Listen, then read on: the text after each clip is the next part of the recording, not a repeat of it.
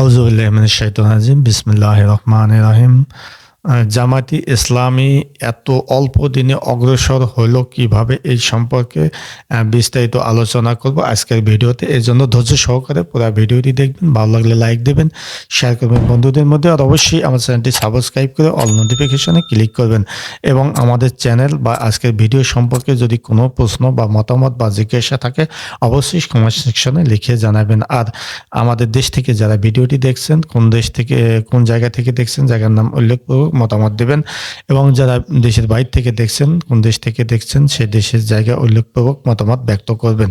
তো বন্ধুরা, আমরা চলে যাচ্ছি মূল ভিডিওতে। আসসালামু আলাইকুম বন্ধুরা, কেমন আছেন? আশা করি ভালো আছেন। আমিও আলহামদুলিল্লাহ আপনাদের দোয়ায় ভালো আছি। তো বন্ধুরা, তো আসলে বর্তমান রাজনীতির প্রেক্ষাপটে একটি জটিল অবস্থা চলছে। তো যাই হোক, এই দেশের এই প্রেক্ষাপট হয়তো থাকবে না, কেটে যাবে। দেশে বিভিন্ন প্রকার ষড়যন্ত্র চলছে। অর্থাৎ 5ই আগস্টে দ্বিতীয়বারের মতো দেশটি স্বাধীন করার পর থেকে আমরা এই স্বাধীনতার অগ্রনায়ক আমাদের উত্তরাঞ্চলের রংপুর জেলার পীরগঞ্জ উপজেলা 5 নম্বর মদনখালী ইউনিয়নের বামনপুর গ্রামের সেই মেধাবী ছেলে আবু সাইদ। তো আবু সাইদকে আমরা স্মরণ করছি এবং তাদের জন্য মাগফিরাত কামনা করছি। তো বন্ধুরা, আসলে এমন প্রেক্ষাপটে বাংলাদেশটি যে রাজনীতি প্রেক্ষাপট চলছে, এই রাজনীতিতে এই জটিলতায় বাংলাদেশ জামায়াতে ইসলাম দিন দিন কিভাবে এত দ্রুত অগ্রসর হচ্ছে, এটি নিয়ে আজকে আমরা ভিডিওতে আলোচনা করছি। আপনারা হয়তো জানেন যে স্বাধীনতার পর, অর্থাৎ গত 53 বছরে বাংলাদেশের রাজনীতির জামায়াতে ইসলামী এত দূর এগোয় নেই। সেই এগোটা এই কয়েকদিনের মধ্যে এগোনো শুরু করেছে। অর্থাৎ অন্যান্য দলের তুলনায় জামায়াতে ইসলাম সংখ্যা লঘু ছিল। অর্থাৎ এর আগে বাংলাদেশ জামায়াতে ইসলাম চতুর্থ দল হিসেবে ছিল। অর্থাৎ সেই চতুর্থ দল থেকে এখন এক পর্যায়ে বলা হচ্ছে যে বাংলাদেশ জামায়াতে ইসলামী শীর্ষ দল হিসেবে পরিণত হতে যাচ্ছে। আর সেটি কূটকৌশল, কলা কৌশল, চালচলন সবকিছু আমরা লক্ষ্য করছি যে গত 4 মাসে বাংলাদেশ জামায়াতে ইসলাম অনেকটি উন্নতির চরম শিখরের কাছাকাছি। এবং আর একটি বছর অর্থাৎ 5-6 মাস থাকলে আরো জামায়াতে ইসলামী বাংলাদেশ একবারে চরম শিখরে উঠে যাবে বলে সবাই ধারণা করছে। এর মূল কারণ হচ্ছে জামায়াতে ইসলামের নীতি নির্ধারকেরা অত্যন্ত নীতিবান এবং সৎ ব্যক্তি।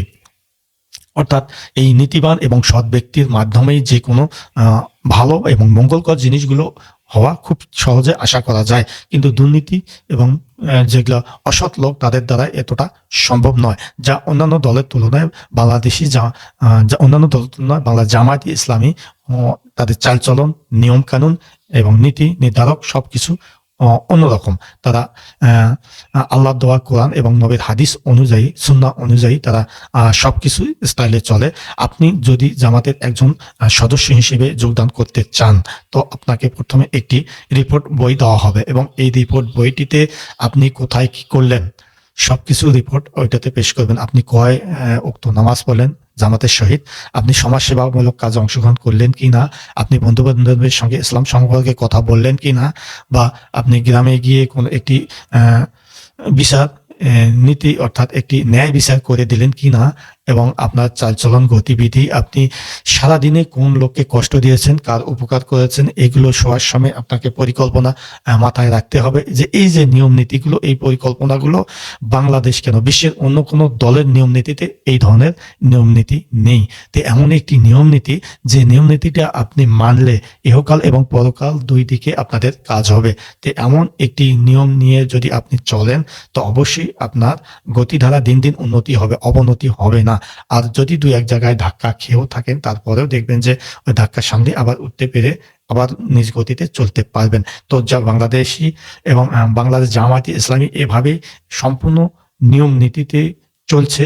কোনো অনিয়ম নেই, কোনো দুর্নীতি নেই, কোনো স্বজনপ্রীতি নেই। যে দলে কোনো প্রকার কূটনীতি, কূটকৌশল বা কোনো খারাপ উদ্দেশ্য নেই। এখানে সবচেয়ে বড় কথা, বর্তমান দলের জামাতে নায়েব আমির, বর্তমান যে জামায়াতে ইসলামের আমির ডাক্তার শফিকুর রহমান, এই লোকটি সারা এশিয়া অর্থাৎ সারা বিশ্বের মধ্যে একজন সমাদিত ব্যক্তি, এমন একজন নেতৃত্ব, এমন একজন গুণাবলী ব্যক্তিত্ব, যে দলের প্রধান হিসাবে থাকে সে দল উন্নতি হবে না কেন? সে দল উন্নতি হতে বেশি সময় লাগবে না, অল্প দিনের মধ্যেই খুব তাড়াতাড়ি চন্দ্রশিখরে পৌঁছে যাবে ইনশাআল্লাহ। তো এমন একটি ব্যক্তিত্ব, এই নেতাটি শুধু দেশে নয় সারা বিশ্বে তার যে চালচলন, আচার ব্যবহার, নিয়ম নীতি, সবাই প্রশংসা পঞ্চমুখ। তো এমন একটি ব্যক্তিত্ব যে দলের লিডার হিসেবে আছে, সে দল কেন উন্নতি হবে না? অবশ্যই উন্নতি হবে দিন দিন, এবং খুব দ্রুত সবাই সব জায়গায় পৌঁছিবে। তো এমন একটি ব্যক্তিত্ব আপনারা হয়তো ইতিমধ্যেই শুনেছেন, আমাদের যে বাংলাদেশের অর্থাৎ মুফাসসিরিনের মধ্যে সেরা একজন ব্যক্তিত্ব, আল্লামাদের মধ্যে সেরা মুফতি আমির হামজা। সে মুফতি আমির হামজা এই জামাতে ইসলামী লিডার, এই নেতার সম্পর্কে বলেছেন যে জিন্দা পীর, অর্থাৎ একটি জিন্দা অলি, অর্থাৎ জিন্দা অলি নামে তাকে খ্যাত করেছেন। কি কারণে খ্যাত করেছেন? তার সঙ্গে তিনি 2-1 দিন থেকে দেখেছেন যে লোকটি এক সিজদায় গিয়ে 1 ঘন্টা 1.5 ঘন্টা থাকে, এ লোকটি অবশ্যই ভালো, এ লোকটি অবশ্যই ধ্যানমগ্ন, তার পরকাল এবং পরকাল নিয়ে তার চিন্তাভাবনা বেশি। তো এমন একটি লোক দলের প্রধান হলে তার দ্বারা অবশ্যই দলটি দিন দিন উন্নতি হবে না অবনতি হবে। তো এটা আপনারা তো অবশ্যই বুঝতে পারছেন। তো এমন একজন লিডার জামাতে ইসলাম পেয়েছে, যার কারণে দলটি দিন দিন উন্নতি হচ্ছে। এবং জামায়াতে ইসলামের যারা সদস্য, কর্মী, রক্ষণ এবং আমির, সভাপতি, সেক্রেটারি রয়েছে, প্রত্যেকটি ব্যক্তি তার সমাদৃত এবং তার সমাজে সবচেয়ে গুণীমানী ব্যক্তি এবং নির্ভেজাল লোকগুলো সেখানে আসে। এবং এই নির্ভেজাল লোক দিয়ে দিন দিন সেই দলটি উন্নতি হবে না কেন? তো জামাতে ইসলাম এই যে অল্প 4টি মাসে এত উন্নত হচ্ছে, বা সামনে তারা ক্ষমতায় আসতেও পারে, তো এই সম্পর্কে আপনাদের ধারণা কি? জামাত কেন দিন দিন এত উন্নতি হচ্ছে? এই সম্পর্কে আপনার ব্যক্তিগত মতামত যদি থাকে অবশ্যই কমেন্ট সেকশনে লিখে জানাবেন। তো বন্ধুরা, আজ এই পর্যন্ত রাখতে চাচ্ছি। দেখা হবে পরবর্তী ভিডিওতে, সেই প্রত্যাশায় সবাই ভালো থাকবেন, সুন্দর থাকবেন, সুস্থ থাকবেন। আল্লাহ হাফেজ।